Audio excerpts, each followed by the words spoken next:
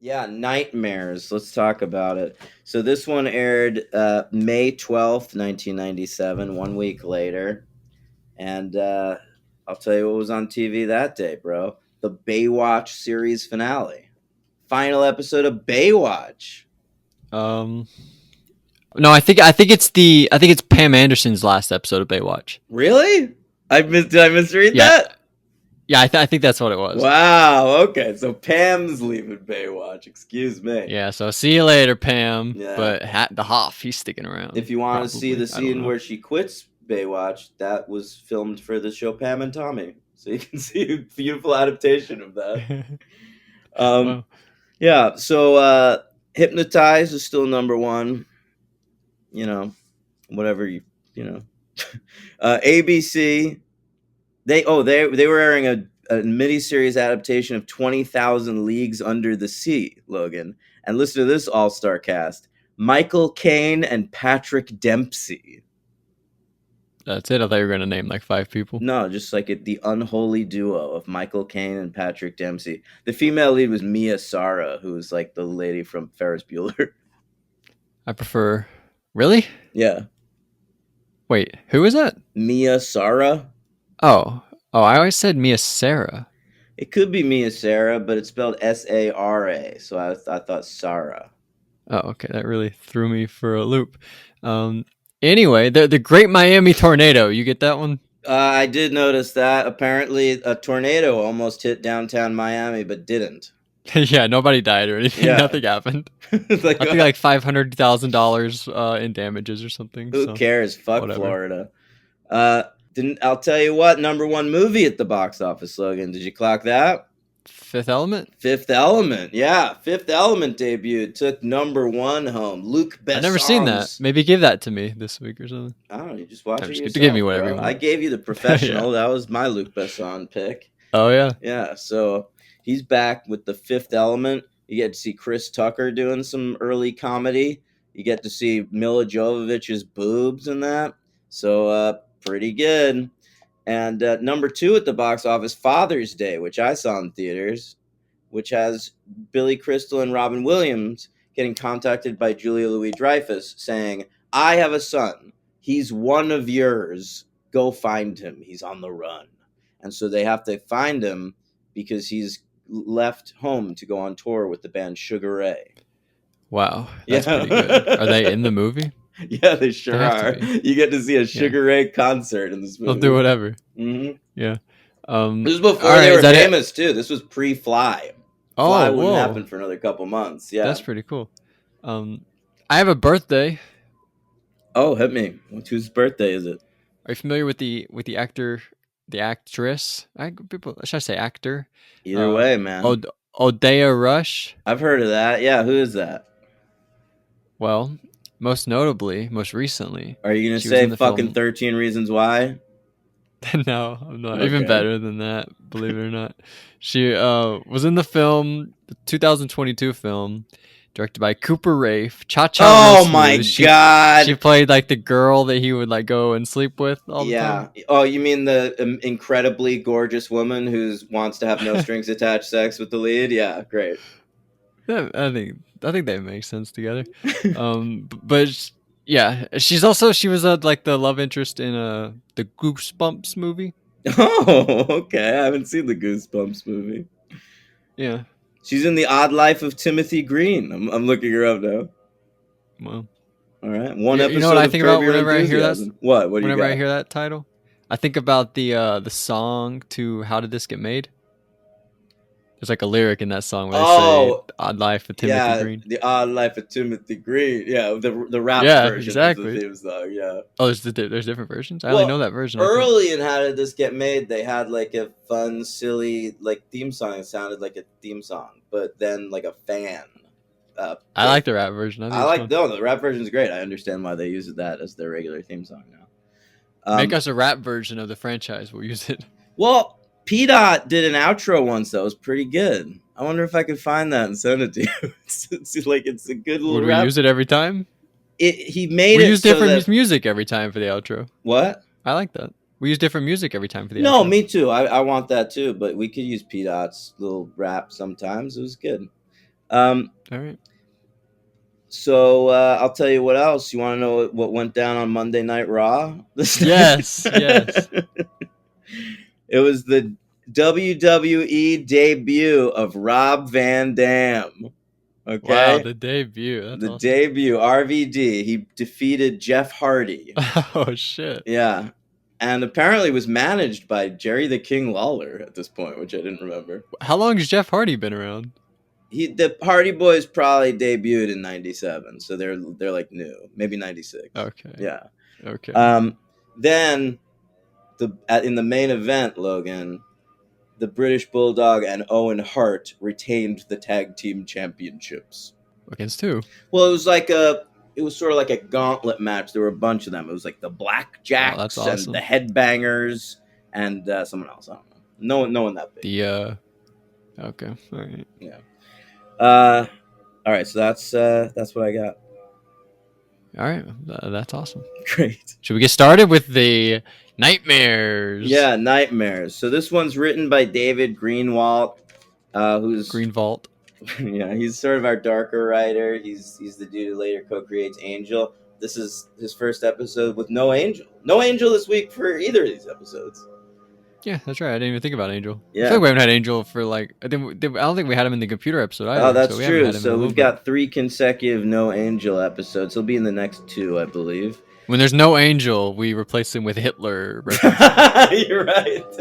We can only have one of the two, Hitler or Angel. And we chose Hitler for 3 weeks there. Whedon has a story credit on this episode. I'm not sure why he decided. Was this the first time since like the first 2 or something?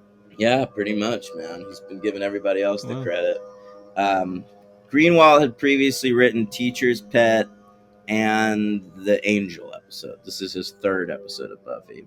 And our director for this one is our old friend Bruce Seth Green. Yep, that's right. He's back. He's back, yeah. And we're pretty close to meeting Seth Green on this show. They did Teacher's Pet together, by the way. Oh, wow. We're reuniting the classic Praying Mantis team of David Greenwald and Bruce Seth Green. Yep. And Seth Green did the Pack episode, which you love. Yeah. Yeah, he's a good director. I actually like, that was the best episode. The best part of that episode was the directing, right? When they're coming up, like that whole montage that they do when they're the coyotes. Yeah, I kind of feel that way about this episode, too. Like, I like the look of it more than I like the script. That's possible. Yeah. Yeah. All right, so let's screw out your notes, bro. All right, so we open up in a nightmare, obviously, because it's called Nightmares. Yeah. Buffy has a little run-in with the Master, and the Master basically is like, I'm gonna fuck you up at some point. Yeah. But then she wakes up, and It's the her first mom's time like, we "Hey." ever get a scene with Sarah Michelle Gellar and the Master together, which is odd because he's like the main villain of the season. Yeah.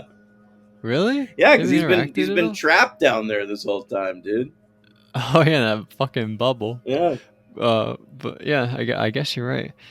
You know what this kind of reminded me of? It kind of reminded me of Freddy versus Jason, how Jason has to use Freddy to like go into their nightmares to scare, or maybe that's reversed. But you know what I'm saying? He has to he's trapped, so he has to use them to get into the nightmares to then release their fears to bring him back. You know what I'm saying? I guess. So that reminded me of Freddy versus Jason, which was pretty cool. A lot reminds me of Freddy versus Jason. Anytime someone uses the gay slur that starts with an F, I think of Freddy versus Jason. Really? That's the first thing you think of when you hear that word? Yeah, that's man. crazy. I That think movie has Kelly taken over Rowland that word. saying it. That's crazy. Wow, that's power right there. Yeah. Yeah. Okay. So, mom wakes her up and says, "Hey, Buffy, get ready for school. You're going to your dad's this weekend." Oh yeah. Are you psyched to see mom? I love seeing mom. Oh, was mom not in last episode? She might have been. I don't remember, but she's definitely. Yeah, she might have been. Yeah. Yeah, she's definitely in this one, and yeah, I liked her in this one. I don't think she's in contention for the LVP at all or anything. I rather enjoyed her. Okay. So yeah, Buffy's going to hang out with her dad this weekend. That's big news. Yeah, the first time we've seen the dad. Have we mentioned him before? We've mentioned him, but I don't think we've mentioned him since like really early on, like maybe the first episode or something. So yeah, we're acknowledging that dad exists again. Yeah, so Hank Buffy's really excited. Summers. Hank? Yeah. Oh, what's mom's last name? Well, she goes by Summers as well. I don't think we ever learn her maiden name, but it's Hank and Joyce Summers. Oh, okay. So, but they're full on divorced. Oh, I guess so. She They're says they were divorced. separated, Yeah, but they then right, divorced. exactly. Yeah. Okay. So yeah, so Buffy's telling Willow like, "Hey, I'm excited to go see my dad. This is really cool." They go in their classroom. We meet a guy named Wendell, This and fucking guy. you know, like Wendell. No, I don't like Wendell. That fucking story he tells, like, I don't hate spiders. I love them. I went to camp once, and all my brother had to do was turn on the heat lamps. I had the greatest spider collection on the West Coast. Browns and blacks and mother spider. I don't know what he says. Well, that's Greenwald's fault. That's not Wendell's fault. I know. I just hate the motivation of this character. I love spiders, and I'm haunted by them because my brother killed all my spiders. It is very weird. Like, why do we need that extra layer? Right? It doesn't really play a part Yeah. in anything. It's really weird and unnecessary. But oh well. So yeah, and then Buffy, she sees this little kid. And did you recognize this little kid? Yeah, Joseph Gordon-Levitt. He does look like Joseph Gordon-Levitt, yeah. no, But no, no, we've covered him on the show, Logan. yeah, I was gonna bring it up. You want to Yeah, go ahead? yeah. We did an episode of And Twins. Stay tuned, by the way. There's gonna be a new episode of And Twins pretty soon. And it was about Armageddon and Dante's Peak. You know, that show's about like movies with the same premise that came out around the same time. And fucking this kid was Linda Hamilton's son in Dante's Peak. That's right. And if you listen, he was probably the LVP. I don't know that for sure, but it was definitely one of the kids. And I think I remember liking the little girl more, but I could be wrong. You know, he was Anyway, also Casper in the sequels to the movie Casper. wow, I've never seen any of those movies. I've So only seen the that'll be original, so I've never seen this kid's fine work as Casper, but I'm sure he's great.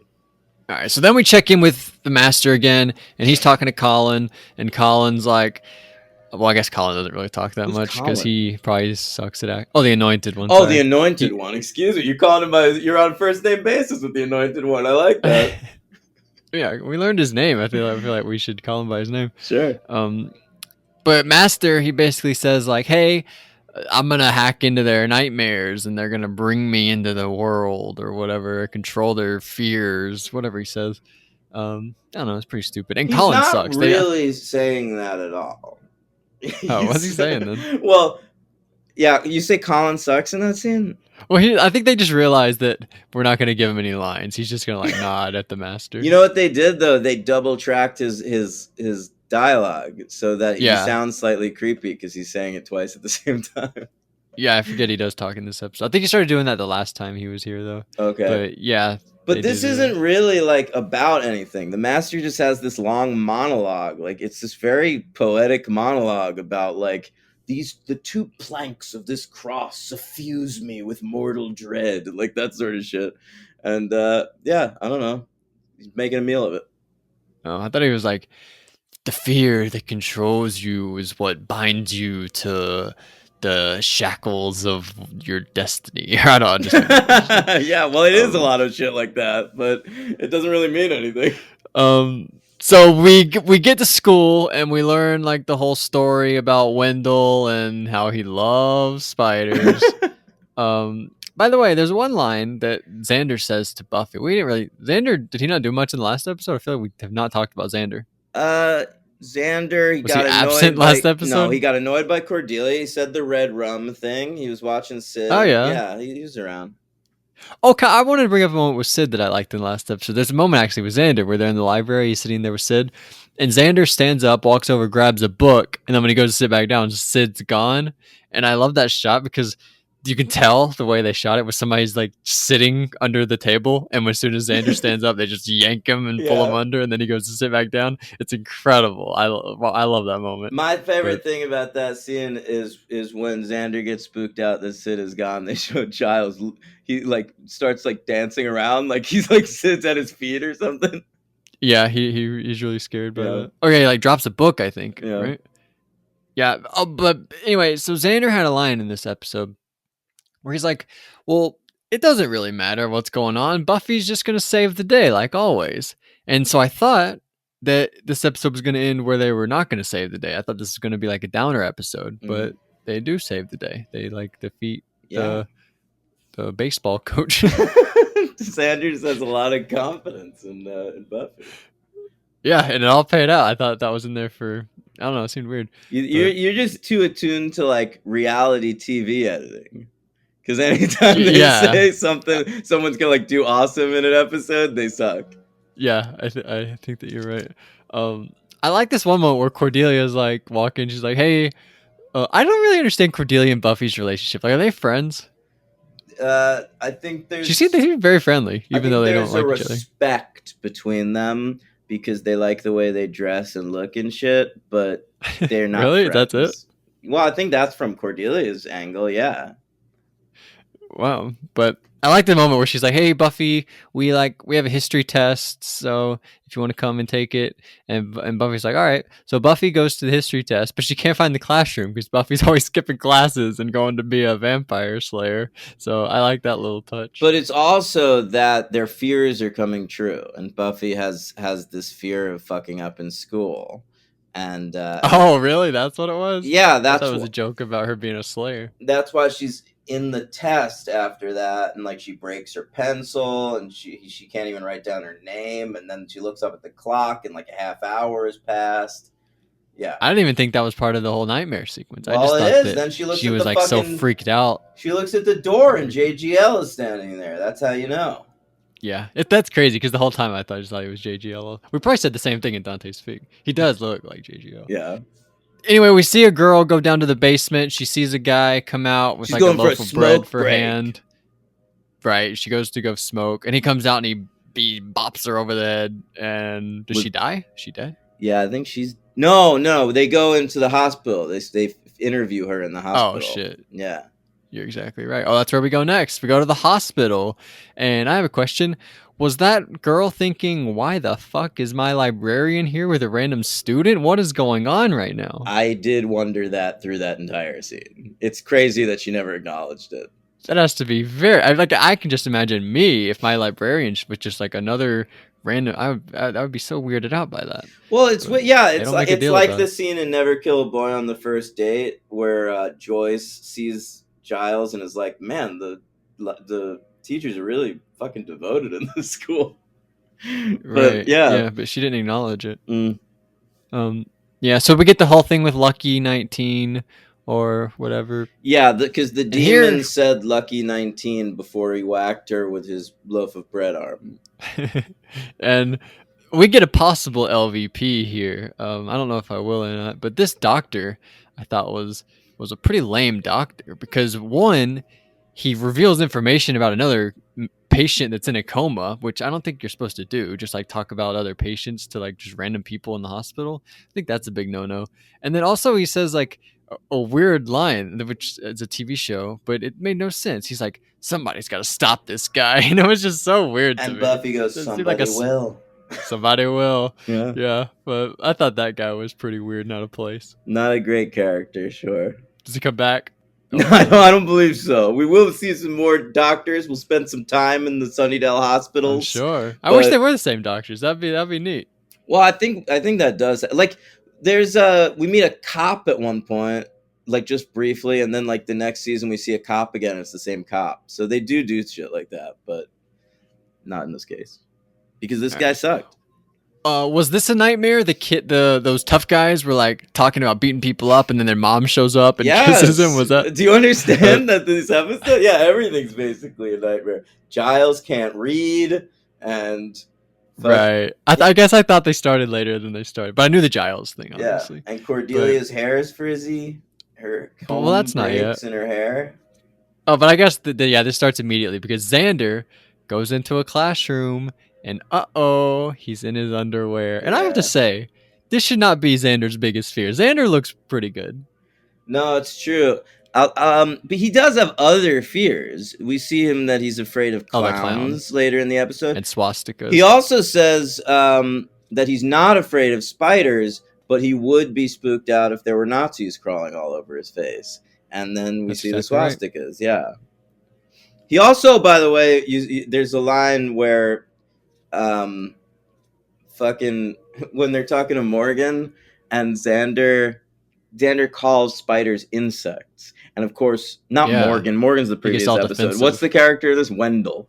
And Wendell goes, "They're not insects. They're arachnids." And Xander goes, "But they're from the Middle East." Yeah, that was kind of So funny. he But mistakes the Buffy word arachnids for Iraqis. Giles can't read, and so Buffy has to read the paper, and she realizes, oh, that kid is in a coma. He was like at a baseball game, and then after the baseball game, there was an accident, and now he's in a coma. And Giles mentions something called astral projecting. Do you know what this is? Yeah. Basically, the implication is that the way Buffy is I mean, I seeing. understand. I'm not asking you to understand it, but Oh, I'm just. I mean, I'm asking you if you understand it. yeah, I understand it. I know what fucking Okay. astral projection is. I've read comic Okay. books Okay. my entire life. I know all about dumb shit like that. Oh, okay. Because I was gonna tell you it was the plot of the movie Insidious, but I guess you Oh, already knew yeah, about man. astral projecting. Sure. Um, all right, so Buffy's dad shows up, and you think, "Oh, This great, scene, Buffy's dad." this scene is so heartbreaking. It's so fucking brutal. And Sarah Michelle Yeah, Gellar is great in this scene. I don't think the dad's that good. I don't either, but I think she's good enough for the both of them. Yes, okay, I agree. But yeah, but he basically says, "Hey, we're divorced because of all your being bad. We were too much to handle, and we couldn't take it, and so now we're divorced, and I don't want to see you anymore. But Bye." there's even more than that. Like I love he says like I always thought you'd be smarter than this. But it's horrible. Yeah, it's very It's like mean. It everything really. you'd never want to hear from your fucking parent. Everything that I have heard from my dad. But Oh, really? whatever. Yeah, I don't have a good parent. That's sad. My mom's good. Yeah. All right. Um. All right. So then we learn about like the coma is bringing the nightmares into the real world, and then we start seeing a whole bunch of nightmares. We see Cordelia; she's got bad hair, and the chess team is like, "Hey, come play chess with us," and she's like, "No, I don't want to go play chess."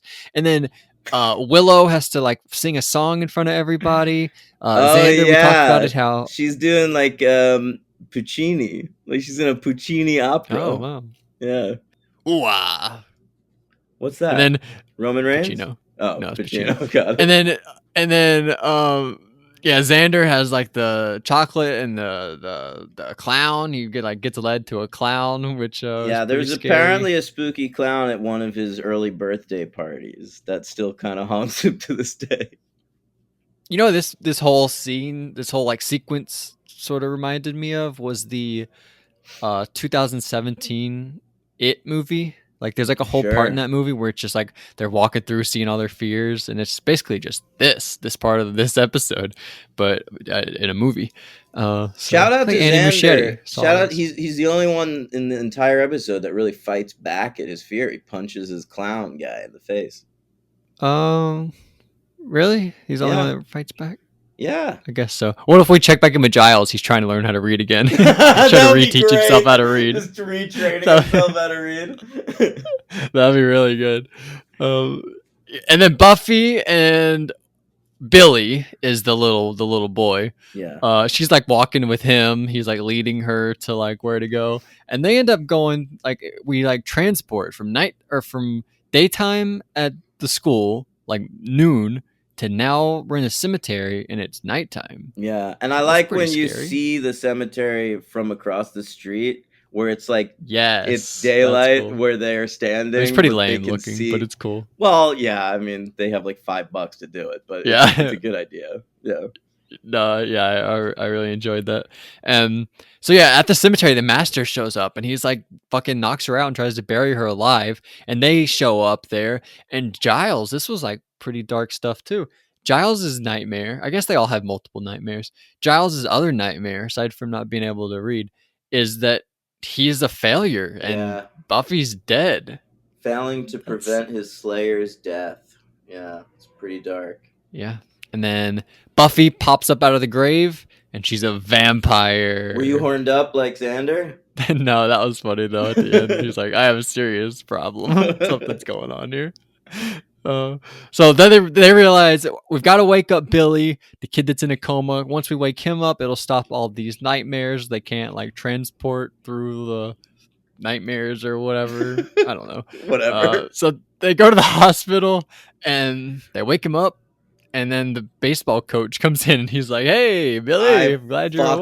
fucking hate this scene so much. So the implication is that Billy's baseball coach beat him up after the game because he blamed him for like his kitty. They don't never say little league; it's always kitty league. Yeah, Kitty The League. the That's odd. kitty I never heard that league before. team's loss, and but I just think it's such a fucking Scooby Doo ending because you got this demon the whole episode, and you think that's important, the loaf of bread arm guy, but all that is Billy like astrally projecting like his scared version of his little league coach who's abusive. So when the little league coach walks through the fucking door, like he calls him Lucky 19 immediately. So like we're like, "Oh, it's that guy."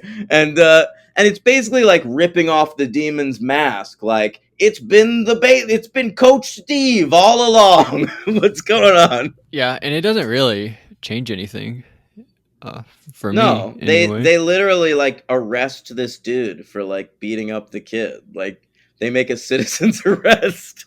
Yeah, right. Xander grabs him, and Yeah. they're later on. They're like, "Great job, Xander! You're such a hero." Yeah. Well, he is. He punched that clown. Xander's coming into his own. Yeah, but still not my MVP. My MVP for this episode has got to be Buffy. What the fuck? When is it gonna be someone not Buffy? She had that great scene with her dad. No, Come I on. she's actually my MVP for this one too. But it's like it's crazy. Have you ever given someone MVP that's No, not Buffy? we have 2 more episodes for this season. We'll see if anything changes. I don't know. Buffy has some good episodes, so I think you might be All giving it to right, her maybe again. season 2.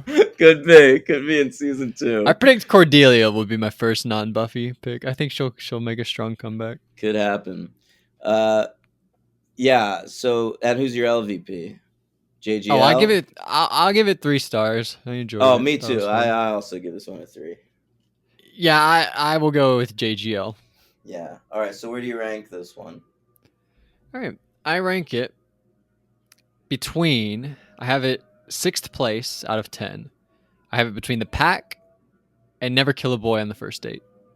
Between. God, you have the pack too low. Jesus. It's 5. I have ahead of it Welcome to the Hellmouth, Teacher's Pet, Witch, and Angel. Those are good episodes. Yeah, you're right. Okay. So read me my list from the bottom up, and I'll tell you where Nightmares is gonna go. I, Robot, You, Jane, The Puppet Show, Never Kill a Boy on the First Date, Witch, Teacher's Pet, The Harvest, Welcome to the Hellmouth, The Pack, Angel. You can throw this one right there after the witch. All right, so you have it 7th place between The Witch. Yeah, that's crazy. The Witch. That's like my favorite episode, kind of, or second favorite. Whatever. Between The Witch and Never Kill a Boy on the First Date. Yeah, I feel All good right. about that. So our biggest difference is The Harvest. You have that 4th place. I have that last. Only because of fucking Jesse. I didn't care about Jesse. I know you don't care about Jesse. All Sorry, right, so sorry. why don't you, I'm gonna tell you the titles of the final 2 episodes of the season. You tell me what goes Yes. down. All right. All right. Episode 11 is called "Out of Mind, Out of Sight." I think there's like a clairvoyant and a blind guy. that they have to take down. Clairvoyant. Are they one and the same, or is it clairvoyant and Yes, blind a clairvoyant blind guy. No, Okay. woman. Clairvoyant guy? blind woman. Oh, okay. I like Black that. woman. Interesting. Clairvoyant blind black woman. Clairvoyant. Well, I listen. It's never a good guess to guess someone's black on the show. Oh, There's is that really? almost Yeah, we no had a black person on the characters. show. Yeah, like only in passing though. It was like the Who, fucking though? the bouncer in the Harvest was black. Really? That's what they Yeah, I know. Like it's really few and far between. We don't get like a major black character until I think season 3. Well, what if it was like the drug dealer from episode 4? Remember that? Yeah, Remember right. Exactly. The pack. Remember? Yeah. Jeez. All Um, right. Yeah, what's next? and yeah, the finale, which is our first episode, written and directed by Mr. Whedon, is Prophecy Girl.